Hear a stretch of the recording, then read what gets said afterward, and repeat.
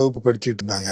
ஆனா ஒரு பையன் கஞ்சா அடிக்கக்கூடிய பையன் ஏத்து வீட்டுலதான் படகுடியில அவனை தவறான ஒரு ஈடுபாட்டுக்காக அழைச்சி அதை மறுத்ததுனால இப்படிப்பட்ட சம்பவத்தை செய்தது யாருமே ஏற்றுக்கொள்ள முடியாது. நேற்று நள்ளிரவுக்கு பிறகு அவருடைய உயிர் பிரிந்து விட்டது ஆசாரி உள்ள மருத்துவம். அது கேள்விப்பட்டவுடன் காலையிலே நம்முடைய பேரூர் செயலாளர் உட்பட நம்முடைய கட்சிக்காரங்க எல்லாம் சேர்ந்து வந்து இந்த சம்பவத்தை கேள்விப்பட்டு அவருடைய தகப்பனாருக்கு ஆறுதல்.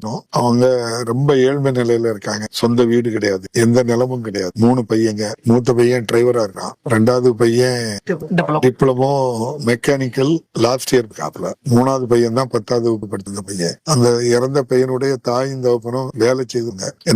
எனக்கு ரொம்ப காலமா தெரியும். பையனுடைய தகப்பனார் வந்து நம்ம சமோசா போட்டு வியாபாரம் பார்க்கிறாள். சின்ன ரொம்ப சாதாரண. அவருடைய வறிய நிலையை பார்த்த உடனேயே திருநெல்வேலி மாவட்ட ஆட்சியருடைய கவனத்தை சொல்லி ஏற்கனவே மாண்புமிகு முதல்வர் அவர்கள் அடுக்குமாடி